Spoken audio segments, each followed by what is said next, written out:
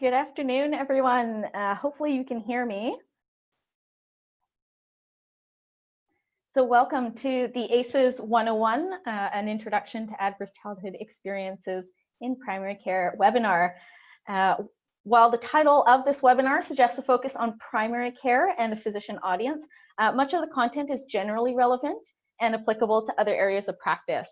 So we are aware that we do have allied health professionals and childhood educators on this call today.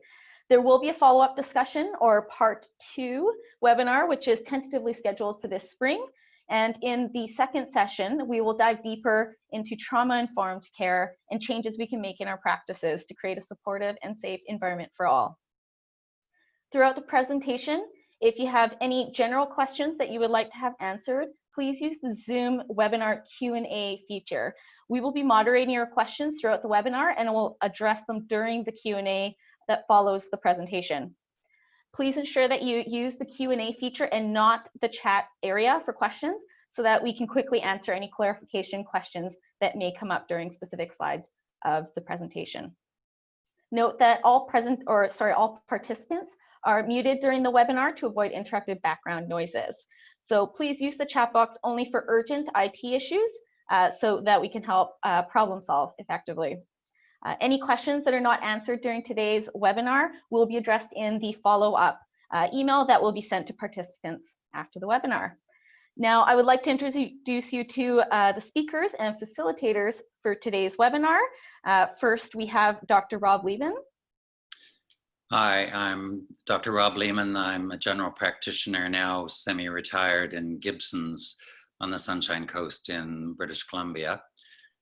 I've noticed in my practice experience, particularly earlier on in my practice, that I saw a number of people that had real difficulty in trusting what I was saying, or seemed like they understood but then wouldn't follow through on what the suggestions were, or in my mind were making some unwise lifestyle choices.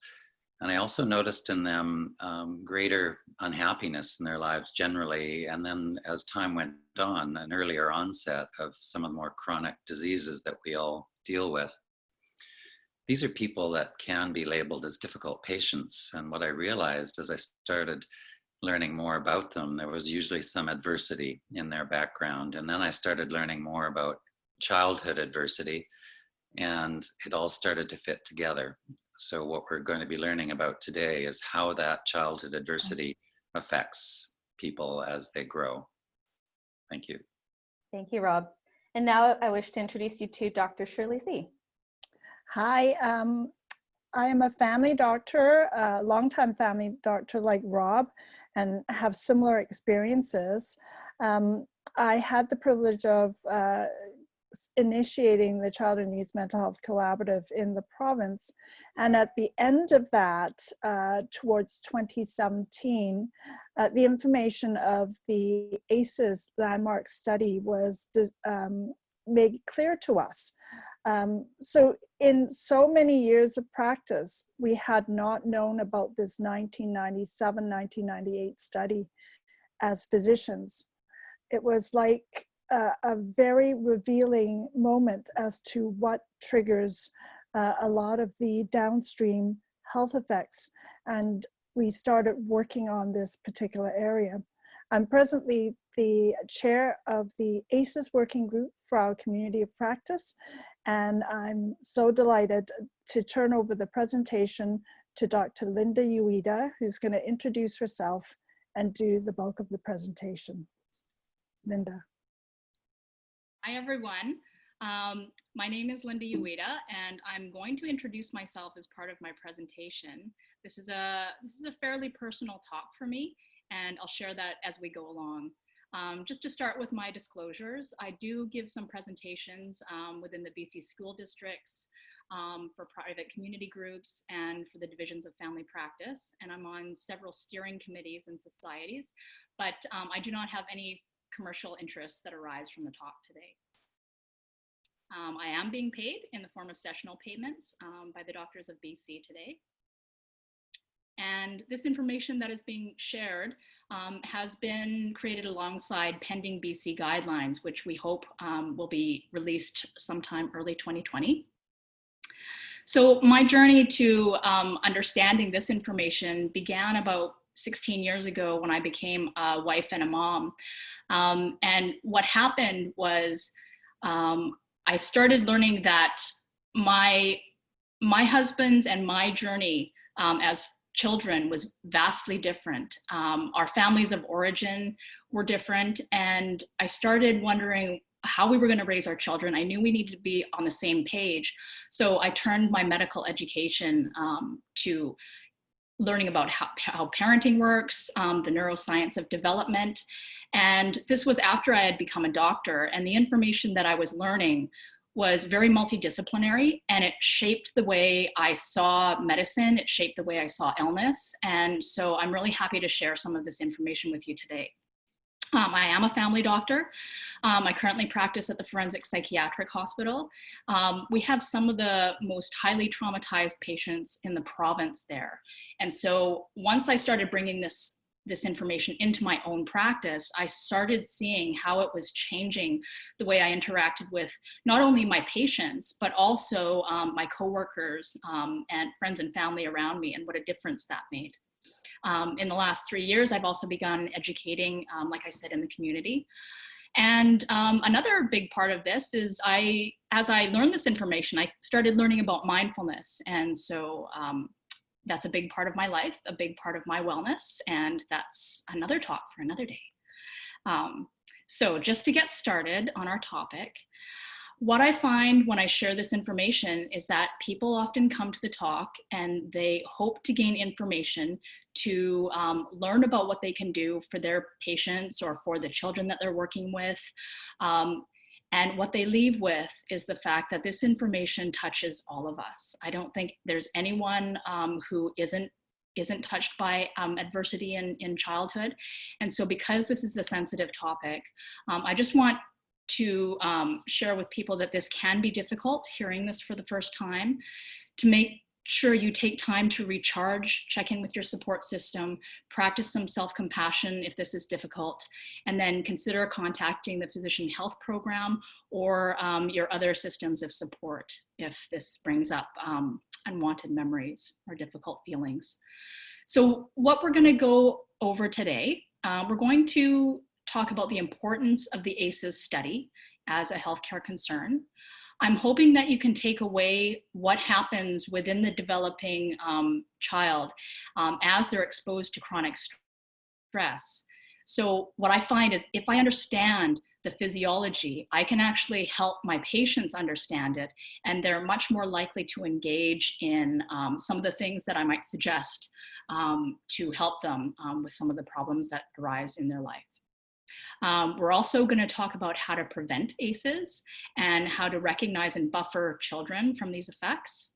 And finally, we're hoping we're going to have some time at the end to talk about trauma-informed practice in the primary care setting, and whichever setting you happen to find yourself in. So this is just the seminal study that was published in 1998. The study was co-authored by Vincent Folletti of Kaiser Permanente and Dr. Robert Anda. And the study consisted of over 17,000 participants. They were largely college educated. And what researchers found was that adversity in childhood, unfortunately, is extremely common. Over 65% of these participants had at least one or more ACEs. The demographics of this population, the majority were Caucasian.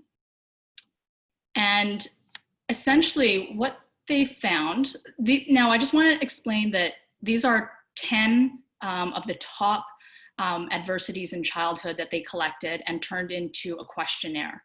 So these are not the only experiences that cause changes in our development, but these were the top 10 that they decided to study.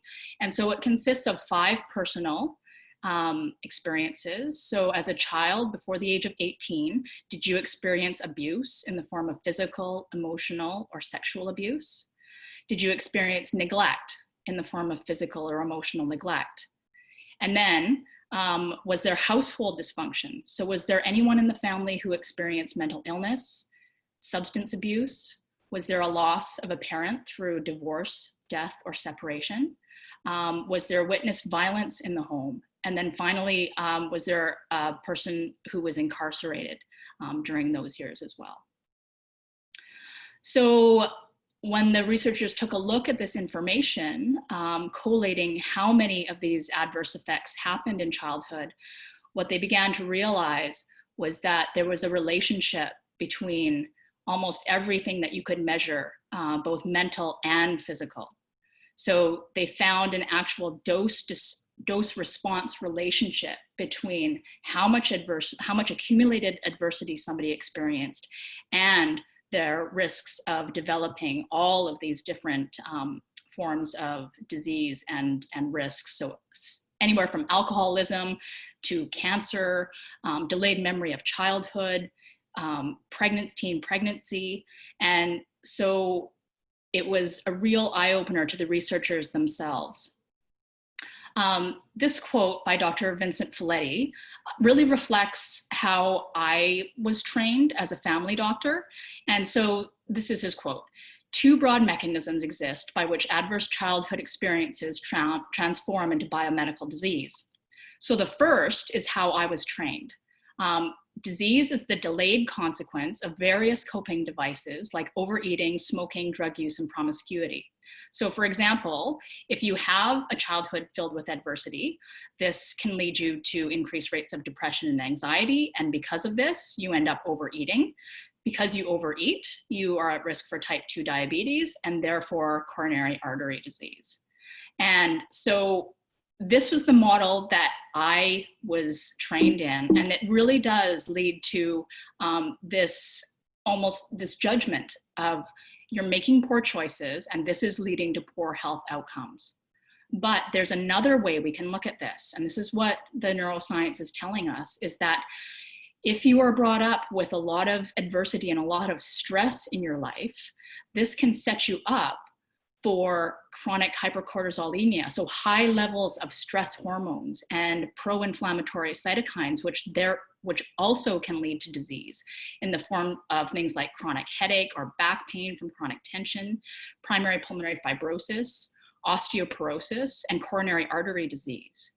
So if we look at it from this point of view, we see that if you have a nervous system that has been trained to become chronically activated or easily leads to that stress response, this can lead to actual cellular changes that puts us at risk for poor health outcomes. So how does this adversity actually change our physiology and get under our skin?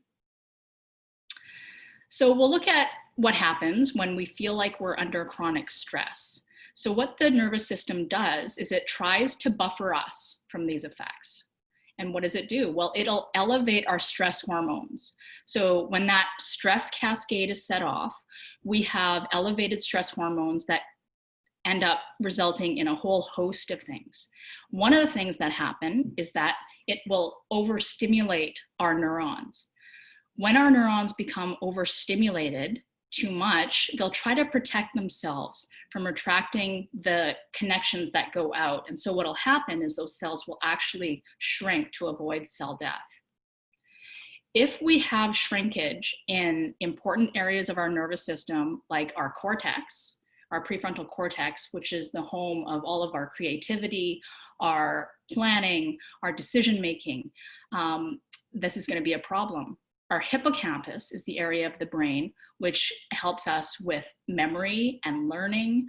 And then as well, we can have overactivity of our fear centers of our brain, like our amygdala.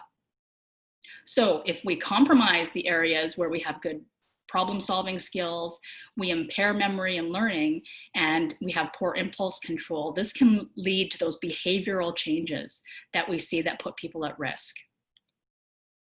So like I said, the prefrontal cortex is located right behind our forehead, and it is the area of our nervous system which is involved with decision-making, impulse control, problem solving, creativity.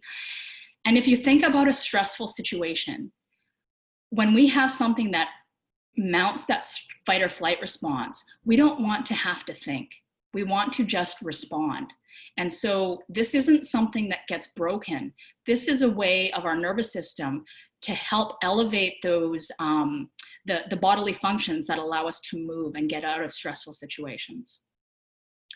The hippocampus and amygdala are part of the midbrain, and the hippocampus in particular is involved with memory and learning. It also helps us with the visual spatial skills. And if the hippocampus is not working properly, that can impair, like we said, memory and learning problems. The amygdala, the small almond-shaped area of our midbrain, actually helps us mount our fear response. And so this area can actually grow and hypertrophy. And then we have the inability to control that fear response. This can lead to things like hypervigilance and chronic tension. I often tell people that if there's one thing that you want to take away from my talk, it might be this slide. So this was one of my big aha moments. I remember sitting in a lecture in 2013 and learning this information. And I had learned this in medical school, but it wasn't explained to me in the way that really made sense. So if you look at this picture, what you're looking at is the lower part of our nervous system. The lower part of our nervous system we call the autonomic system, and it involves two branches. So the sympathetic, we also know as the fight or flight response. So in a situation where we need to fight or flee, our body needs to do something, and it needs to do it instantaneously. So what it does is it actually will dilate our pupils. We have the ability to see farther. There's more light that comes into our eyes. We're able to see exits. We're able to see things in the distance that when we're scanning for danger. Our heart rate goes up. Our blood pressure goes up. The sugar in our body goes up. So all of these things happen instantaneously. Now, if you think of a stress response being uncontrolled and happening chronically, if your heart rate goes up and remains up, we call that hypertension. If your breathing rate goes up and doesn't come down, we call that tachypnea. If your sugar in your blood goes up and you can't get it down, we call that diabetes. So the other thing that happens in our body is that we know that our system can't do everything at once. So it'll actually shut down other systems. It'll shut down our gastrointestinal system. The ability to move food through our stomach and our intestines decreases. Our sexual system also decreases. And if you think about this, it really makes sense. If you were in a state of fight or flight, you don't need to digest that steak that you just ate. And it's probably not a great time to procreate. So the kicker for me was that in our infinite wisdom, remember I said this part of the system kicks in without consciousness. And so the system doesn't know if we are experiencing a physical threat where we need to run and fight, or if it's an emotional threat. So things like a divorce, or I'm about to lose my job, or mom and dad are fighting. All of these emotional threats will still set off this cascade within our body. This was a personal story that happened to me in 2015 at my job at forensics. I was assaulted and ended up with a concussion. And so part of my rehab was to get a heart rate monitor and exercise to a point where I would stay below getting any symptoms. So here I am, you can see my heart rate in the red. I'm keeping it below 90 beats per minute. I'm on my exercise bike at home. And on this day, I forgot I had it on. So you'll see my heart rate drop as I stop exercising, and I'm just wandering about my house. Now that same year, I had a very close family member who was diagnosed with cancer. And as a family doctor, I know that this type of cancer is not a good cancer. And so what you see just before that big spike is the thought running through my head that what happens if this doesn't turn out well? What happens if what I know as a doctor turns out to be true? And I got a lump in my throat, I got tears in my eyes, and just look at what happened to my heart rate. It shot up to almost 120 beats per minute from a single thought. So when I downloaded this information later on that day, it really drove home to me that what is happening emotionally in our lives really does land in our bodies. Happily, there is a balancer to our autonomic system. This is our parasympathetic system. It's also referred to the rest and digest side of the autonomics. So here, our pupils will constrict, our heart rate lowers, our breathing rate deepens, our digestive system comes back online, and our sexual system, our reproductive system also comes back online. The interesting thing about our parasympathetic system is that there are actually two branches of it. So you've also heard of something called fight, flight, or freeze. So the parasympathetic system is also involved in that freeze response. So I'm going to talk about Dr. Stephen Porges, who's done some amazing work, and his theory is called the polyvagal theory. And so what he has found is that when we feel safe, when we feel like we're protected and everything is okay, we go into that state of rest and digest. And that is when we have increased ventral vagal tone. When we feel threat, that is when our sympathetics kick in, that fight or flight system. And then finally, when we feel like our life is threatened and there is nothing we can do, our body will go into a set of parasympathetic overdrive. And so if you look back to the system, if I plummet your blood pressure, if I plummet your breathing rate and your sugar, you can see how the freeze response actually happens. People will literally freeze and not be able to speak. They can also have that vagal response and pass out.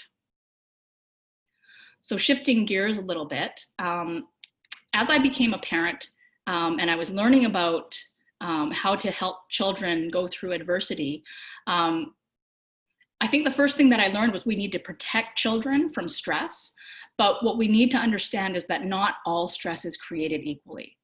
So normal and moderate stress actually help us build resilience.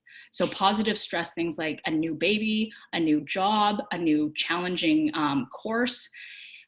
When we apply ourselves and have those opportunities to go through those stressors, we gain a sense of, I can do it.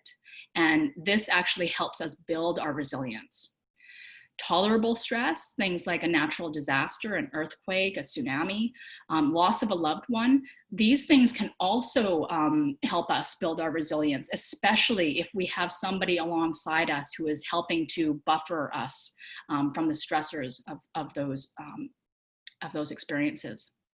And then finally, destructive stress is when we have chronic, unremitting stressors such as poverty, abuse, and neglect, and there is no one alongside us to help buffer. And this brings us to the concept of the allostatic load. So it's the cost of overwhelming stress, which leads to chronic wear and tear on the body. So if you can imagine a car, if you're revving your car on high, over time, that's going to cause damage on the whole system. And what we're finding is that it's true. We're not meant to live in a state of sympathetic overwhelm. So in the healing of this, what we need to understand is that helping people feel calm, helping them feel protected, helping them feel safe and seen is really, really important to shutting off our sympathetics and bringing us back into that balanced parasympathetic state. Bloom and Covington are researchers who've worked in female corrections. And I love this quote that they have: the more it happens, the longer it lasts, the earlier it starts, the more trust is betrayed, and the more it is at the hands of other people, the more challenging its effects. When I learned about epigenetics, it was another one of my aha moments. So I remember going through medical school and residency and always hearing things like, well, this is highly genetic and there's a 50% chance that if one twin has this thing, there's 50% chance that the other twin had it. And they said, but there's something else going on and we don't know what it is. And so epigenetics has started to answer this question. What we know is that, yes, we do receive our, half of our genome from our mother, half of our genome from our father, but the way it's expressed, the way the genes are turned on and off are dependent on the environment. So I'll give you an example. Michael Meany and Moshe Sif, Canadian researchers, studied rats, and what they found in rats is that there is a difference in the way they will raise their pups, much like humans. Some rat mothers are extremely attentive. They will lick and they will feed their pups a lot, and other rat mothers don't do that as much. And so what they studied was the receptors for the stress hormone cortisol in the brain of the pups. So why that's important is because if the stress response is a feedback loop. So what we're meant to do is once we see a stressor, our body sets off this cascade, which results in the release of cortisol, the hormone that mounts all of those things that we talked about. When the stressor is over, the cortisol is meant to be in the blood. It swims back to those receptors in the brain, hits those receptors, and it shuts off our stress response. Well, in the pups who weren't nurtured and protected as much, the cortisol receptor in the brain is not expressed as much. And so in that case, what will happen is that stress response will keep going. And if you think about it, if a young person is at risk and living in stress, it makes more sense for them to have their stress response turned on. This is something that I share with the youth that I work with. So when we talk about depression and anxiety, mental illness, we talk about the fact that we all know we get good at what we practice. And so there's a saying in neuroscience that says neurons that fire together will wire together. And the analogy that I explain to them is about the mountain and the skier. So if I take a skier and I helicopter him up to the top of this mountain and I drop him off and I say, get down. You can get down this mountain any way you want to. Well, the first time the skier gets down the mountain, they can go down any way they want. But the 5th, 6th, 15th, 20th time they go down the mountain, the chances are they're going to go down the mountain the way they've already gone. And so if that pathway, like our neural pathways, is this is a dangerous pathway, this is very scary, I'm really nervous, that pathway will get stronger and stronger. And so if we want to tap into something new, we have to cut a new pathway. Now that pathway is initially going to feel really uncomfortable, and because we don't know the way, we don't know the obstacles, but the more we go down this new pathway, the more that new pathway is laid and fixed, and the other pathway will be snowed over and will fade over time. The other concept that I learned from neuroscience is something called pruning. So when we're born, we are not born with all of the connections that we need to get through our lives. What happens is our brain is, in a sense, molded. So here we have our neurons, and as you can see, as the months and years go by, those connections, those synaptic connections that happen are growing. They're exploding like a tree. Now, what you see between the years of 2 and 4 is a pruning back. What is pruned back in these connections are pathways that are not being used, and the pathways that are being used are the pathways that are kept. So there's also a second pruning. So as you see again, there's a growth into year 6, and then just before adolescence, there's another pruning. Now, this pruning is helpful in that it allows the pathways to go even faster and it gets rid of the noise. But if those connections, like I said, if those firings are, the world is a dangerous place, I need to protect myself, I need to react really quickly, those pathways can get us into problems down the road. This was a really interesting study that I learned about in 2017. So Dr. Vittorio Galeazzi studied the street youth of Sierra Leone, and what he found was that the longer the youth were exposed to maltreatment, the higher the percentage of anger, false alarms. And the maltreated youth were more likely to interpret negative emotions as aggressive and act out accordingly. And so how I find this information to come into my work is that if you are working with an extremely traumatized population, they may read more into your body language, into the tone of your voice. And so when I'm meeting a patient for the first time, if I don't know their history, if I've heard they're aggressive, I'm very cognizant of what I bring to the situation, how fast I'm moving, how close I'm coming to them. All of those things are extremely important when we approach people with histories of trauma. Now, in medicine, what happens to us if we have an excessive sympathetic fight or flight response and we have no idea how to turn it off? Well, this chronic wear and tear can lead to all of these things: headaches, stomach aches, muscle tension, tightness, chronic pain, sleep problems, depression, anxiety, weight gain. And I was at a talk actually about a year ago now, and a family doctor was with me. We were presenting to students, actually. And I turned to him and I said, "You're a family doctor. How much of this is part of your family practice in any given day?" And he thought a moment and he said, "It's probably 90 to 95% of what I see." So what does all of this mean for you? I think this is an opportunity for us to turn giving people Band-Aids to allowing them to truly heal. The science is telling us that ACEs tend to be transgenerational. In other words, these patterns are handed down generation after generation. And so with this knowledge now, we can break the cycle.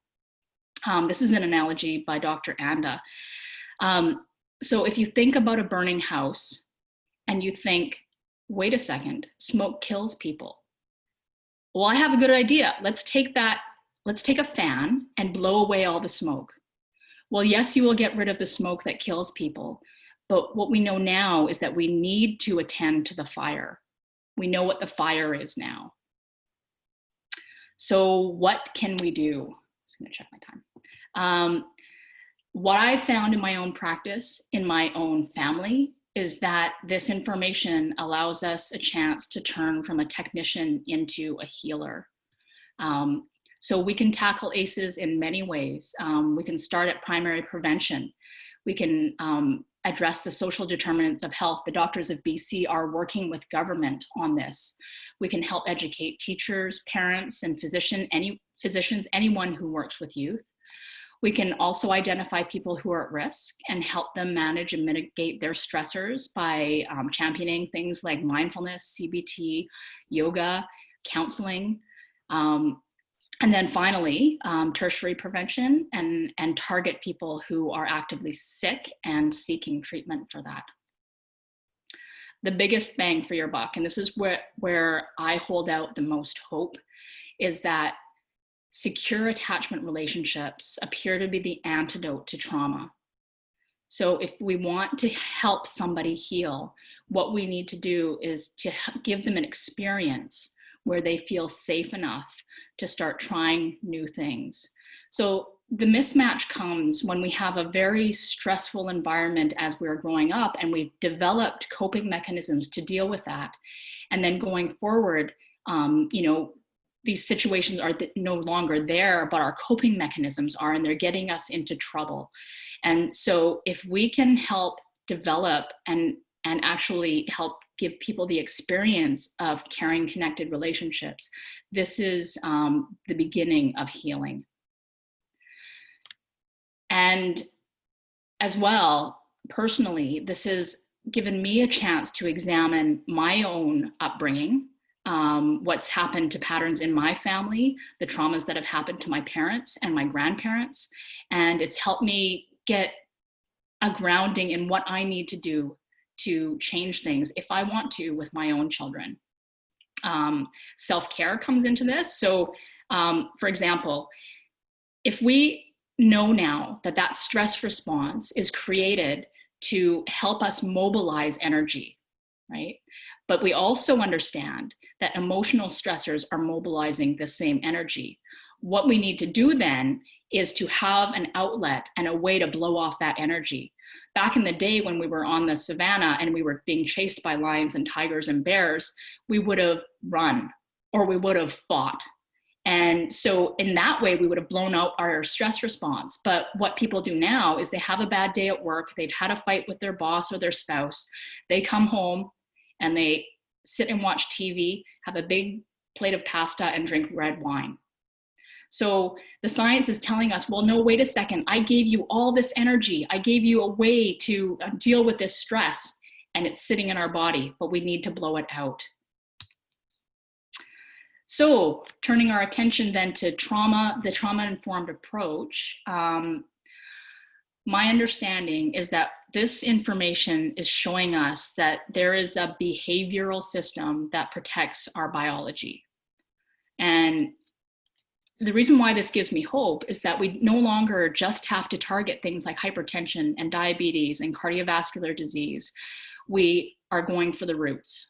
We're changing the way we're being.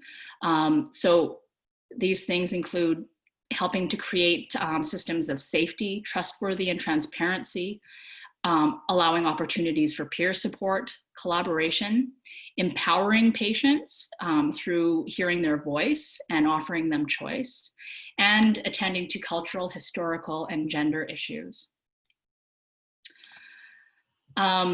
I do give lots of talks about resilience, and what I know now is that if we want to teach resilience, we have to embody it. We have to walk the walk. It's just so important that we understand what we are bringing to any situation, whether it's with our own patients, whether it's teaching, whether it's with our own family. People know it when we're not doing the work ourselves. One of the biggest things that I keep asking myself as I'm raising my teenage children now and as I'm working with patients, the question is, do people feel safe around me? And if I'm having problems with my kids or I'm having problems at work, that's one of the first questions I ask. Do they feel safe enough around me to come and talk to me about what's going on? So if this information has been interesting to you, we want to leave you with some resources. The Brain Story certification out of Alberta, Alberta Family Wellness has made this course available free to anyone in the world. It's about a 30-hour course, and it dives deep into the science of childhood trauma and trauma-informed practice. BC, the Child and Youth Mental Health Collaborative, has built this toolbox around working with youth. So I direct you there as well. And one of the big things I like to champion wherever I go is parenting courses. So I've taken several of these parenting courses, and what I found through taking them is that you start to understand behavior at its roots. And so through my experience taking these courses, not only did I learn to become a better parent, I've also, I believe, learned to interact better with my colleagues and my patients. Just wanting to leave you with the story of the village of Downstream. I'm sure a lot of you have heard it, but this is the village of Downstream. And what the villagers noticed one day was that there were people floating down the river. And so, like good humanitarians, they decided to help these people, and they set up triage, they set up rescue boats, they even set up a hospital near the river. And they were pretty happy. They started to realize their statistics were pretty good. They only lost maybe 1 or 2 a year. But nobody stopped and asked the question, what is going on upstream? Why are these people in the river in the first place? And so I think that is where this information is leading us, that if we can work upstream, if we can understand this information and target the problems at its roots, we can stop the transgenerational transmission of disease. This information comes from a talk I gave about 1.5 years ago, I actually asked the audience of teachers, is it important for your physician to know about ACEs and why? So their response, absolutely. Learning about the whole person, giving us tools to be successful and not just giving us medication. So people want that kind of help. They don't necessarily want to just have medications thrown at them. Working with children, adults who feel heard and cared for will be more receptive to healing. And then, yes, absolutely, my mental health affects physical health. I just had a doctor's appointment with my physician who did not ask me about how I felt about what was going on with my health. So the take home, our biology, our genetics and epigenetics are wise. People who have experienced trauma are not broken. Their systems have been set up to help them cope with things that they need to deal with. If a major root cause of illness is relational, then we must understand that the antidote must also be relational. And I think we can all be integral in helping change our culture and taking time to nurture our children in the village of upstream. So thank you. I'm going to open it up to questions, and I'm hoping Shirley and Rob will jump in. I think we have about 19 minutes. Thank you, Linda. So to all the participants joining us this afternoon, we do have the Q&A, sorry, we do have the Q&A feature in Zoom. So if you have any questions, please type them there. If you're experiencing any IT issues with that, you can feel free to use the chat feature as well. So we're here to help moderate the questions and answer your questions during this webinar. Thank you, Linda, for an excellent presentation. I was engaged throughout, and while the participants are mulling over that and sending in the questions, we did have some that we thought up beforehand, and I'll pass them on to you. How do you frame the reason why you're asking these questions in history taking? That's something when we do presentations, the family doctors would come up with that query for us. I don't necessarily always ask the questions directly. And I think being family doctors, we have the ability to have time and to develop the rapport with our patients so that these things can come out organically and with trust and respect. So Rob, what do you think? Well, firstly, I want to go back a second to just say I'd like to know about the ACEs questionnaire itself. And is there a way that the audience can get access to that questionnaire and see what the questions are in the questionnaire? Yes, absolutely. I think we're going to send out a package. Eileen, we're going to send out a package of resources, and I believe the questionnaire is in there. Yes, we will be sending out a package of tools and resources, a link to the recording of this webinar, and we can also include some tools in terms of the questionnaire as well. And a PDF as well. Sorry, Eileen, I meant to do that yesterday, but work got away from me. So I will send a PDF of the presentation as well. No worries. Thanks, Linda. And the second point is when you introduce those questions, and what we're recognizing that it needs to be on the basis of a trusting relationship you already have with your patient. Yeah. So just to present these questions out of the blue when you don't really have an established relationship is sometimes traumatizing to the patient, just asking those questions. So we're recognizing more and more that we're in a really powerful place as family doctors, particularly that have a long longitudinal ongoing relationship with our patients, that it's in the context of that trusting relationship, which may be one of the only trusting relationships in their life that we can do our healing. Absolutely. So we have a question coming in that states, many parents who have experienced multiple ACEs have barriers in engaging with some of the community supports around parenting. How do you address those barriers? And the example is that the practitioner has recommended confident parents to many parents, but only the families who have less social vulnerabilities are able to access it. So any strategies that you've found in practicing that could assist the more vulnerable parents?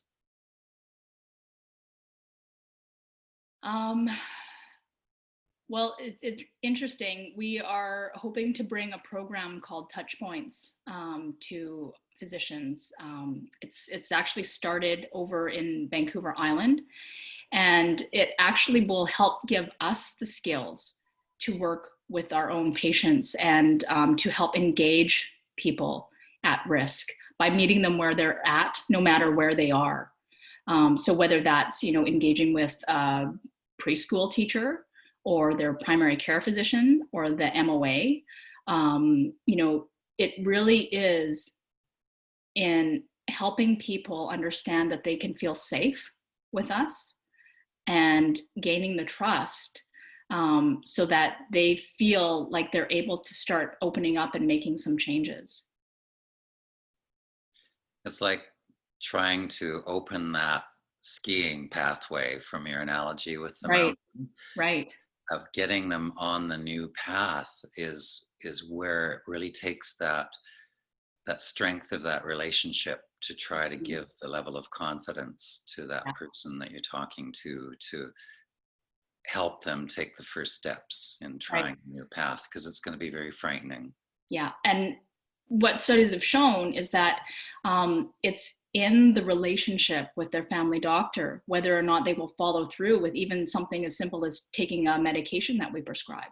Mm-hmm. And so the amount of trust that's there also, leads to patient compliance. Another area that one can think of is when patients become pregnant, they're oftentimes referred to prenatal classes. And through that, they develop relationships as a cohort that are going through the same type of experiences. If you can, find credible people that lead those classes, they can be ongoing support for those patient groups as they get into the early parenting years as well. That is, again, leveraging your relationships of people you trust to recommend to your patients. Mm-hmm. So we have another question from Iris. Hi, Iris, who I know, but she was saying, great and timely topic. Thank you, Linda. Kindly send resources for formal training for those of us interested in expanding our scope of practice. Definitely. We will talk about, there's going to be a follow-up to this webinar called ACES 102, which is going to dive deeper into how do you actually implement this into your practice. This was to try and explain the impact of childhood adversity and the physiological mechanisms of how it affects our patients. For those of you that are interested in gaining a little more about how to actually introduce it to your practice and the steps you use, I think it's I've taken a lot from just what you were saying today, Lynn, that I think that's given me even more confidence in using it. Right. But beyond that, there will be the next webinar, which we're planning for later in the spring, I think, to delve deeper into it. Additionally, when you come to that ACES 102 seminar, that is going to be conducted by Dr. Erica Chung, who has had 25 years of experience in dealing with traumatized children and youth and patients as well. A lot of experience and a lot of mentoring that she received for this work. She has developed a more in-depth course through her organization called Beyond the Cycle of Trauma, that will be available for the following year. So if there is tremendous interest, there will be more workshops along those lines as well. And Linda, you did mention the touch point training. That's a training that comes out of Boston. Mm-hmm. And amazingly, COMOX has a center that is the only Canadian center that offers this training that has support until June of this year. We are starting a bit of a workshop for physicians that are intimately involved in this work initially, and then likely potential for spread. So a couple of exciting possibilities for folks that are interested. There's another question from Andrea. Thinking at more of a population or systems level, will the info we send out have some sort of key competencies list for docs to achieve first before doing ACEs history taking with the questionnaire? Example, the brain story or neuroscience, epigenetics model basics, trusting relationships, understanding the limits of the evidence, and embodying resilience? Or will that come out in the ACEs 102? My position is, I think, in the realm of what we already do within the trust building in our practices, we have, with most of our patients, a trusting relationship already established, where we're really wanting to understand where some of the behaviors and issues that our patients are coming to us with comes from. That's what this was about today. But on the basis of that trusting relationship, if you're coming from that place of creating safety in your relationship, you can start asking these questions when it seems appropriate. And I think we've got a lot of the tools already in place with who we are as family docs in this case to help. And often it's just allowing the person to express some of the issues that they've had in the past. And that's often all that's necessary.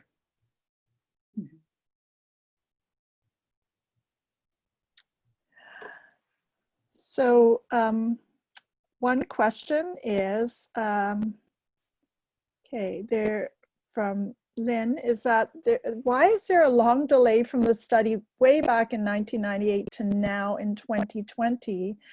Why has this not spread to medicine practitioners earlier on? And she referenced Michael Mermont's book, The Health Gap, dovetails very well with this talk. On talking to Dr. Vincent Folletti, who came to our first ACEs conference, when they did the study and he started presenting it to his peers, there was a lot of pushback in terms of what the study meant. And as I mentioned, you know, I've been practicing medicine for a long, long time. And it's only, you know, 3 years ago that I was made aware of this study. But since then, that information in BC, and I would say across Canada, has gone like wildfire in terms of, we have now got an ACEs practice support program module developed. We are collaborating with the Ministry of Health on developing guidelines for practitioners that is out for review and will likely go out to everyone once that input is put into consideration sometime this year. And we also have ministry policymakers really, really interested in working together on ACEs and doing the preventative piece, as well as public health agencies of Canada, the research folks. So once we are now aware of it, I think this is the time for it to spread. Linda and Rob, anything else to add? I think there have been pockets in medicine that have known about ACEs. I work with a Dr. Joan Fujiwara who has worked in eating disorders, and she says that they have known about ACEs for years. So I think there have been areas, but it is heartening to know that this information is getting out and is reaching into medicine, where I think it can really make a big positive impact for many people. And province-wide in BC, the Child and Youth Mental Health Collaborative that is now over, but when did that first start, Shirley? How many years ago was that? The presentation for to the Assistant Deputy Minister of NCFD was in December of 2012, and the collaborative actually started in around the summer of 2013 and ran until December of 2017. And I think that was really in recognition of how mental health issues in general are always seeming secondary to the physical health problems that people present with. And I think where ACEs has really come into the picture is that recognition of what an incredible public health impact that has on not just mental health issues for our patients, but on their physical health problems. And that's what really struck me in this whole system. And I think that's what brings it to the fore, is the recognition this is not just those people that are coming to you with mental health issues. It's so many other physical issues that our patients are showing up with, often have their history in trauma in their childhood. And that's why it's even more important to recognize. Yeah. Andrea mentioned that Alberta Family Wellness and Palix Foundation and Human Early Learning Partnerships are also great partners in this work, and they've been doing this a lot in Alberta for a few more years than we've started in BC. And Kathy asked an interesting question: is there an effort to ensure this is covered in medical schools across the country? You know, I don't actually know the answer to that. There was I think it's happening in little pieces. Yes. I gave a talk to medical students and residents just before Christmas. And so I think it's coming. There's definite interest, but I'm not sure that it has been rolled out in any way that's systematic and that would hit all medical students and residents yet. So as like Linda, I've been teaching this to family medicine residents when they come and train, but it's not systematized. I think getting it into an undergraduate curriculum is a difficult process. Not that we should not try, but it is a difficult process. Having it in the GPAC guidelines really perks up the learner's attention. So I think that's one way we can start raising awareness at the educational arena. But in terms of advocacy, getting it into a curriculum, medical schools specifically, is very challenging because they have so many topic areas that seem to take precedence. Not to say that this is not an incredibly important topic. Eileen, were you going to comment on that? Sorry. No, nothing from my end. Thanks, Rob. Okay, sorry, I'm just moderating the questions here. Oh, I thought you were going to answer it live. I'm sorry. You guys did.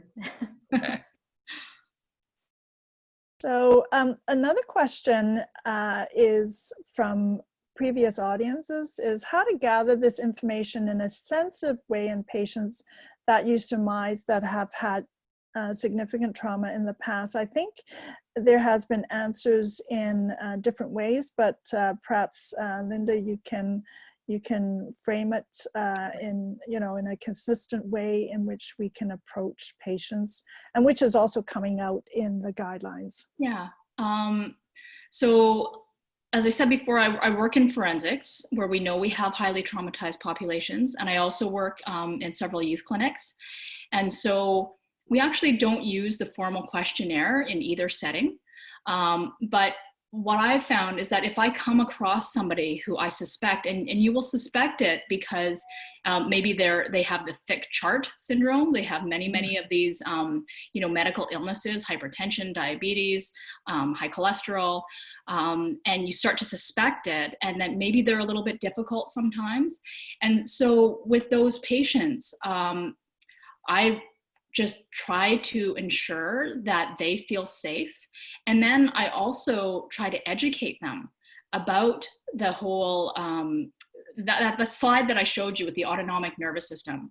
And so if they're having symptoms of, say, gastrointestinal upset, chronic constipation, if they are having things like that, I can use those documents, those pictures, to show them how what is happening in their life emotionally can be impacting them physically.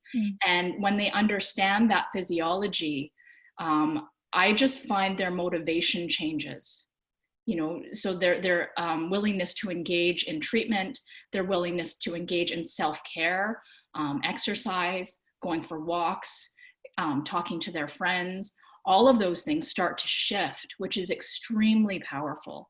So I find for myself, I don't change my behavior unless I understand why. And as I've engaged with patients and started to teach them this information as well, I find their motivation shifts as well, and their likelihood to engage in some of these things that may not otherwise make sense to them, right? So I have chronic constipation and stomach upset, and you want me to go and talk to my friends? Like, once they understand the physiology, they're much more likely to engage. Thank you, Linda. So recognizing the time, we have reached 1 o'clock. And so I just want to wrap up the webinar for today. I want to thank everyone for participating in our ACES 101 webinar presented by Dr. Linda Uyeda, Dr. Shirley Z, and Dr. Rob Lehman. And please expect to see a follow-up email within the next weeks, which will include links to tools, resources, the slide deck, as well as a summary of the Q&A today. Thank you. Thanks, everybody. Thank you. Thank you. Bye.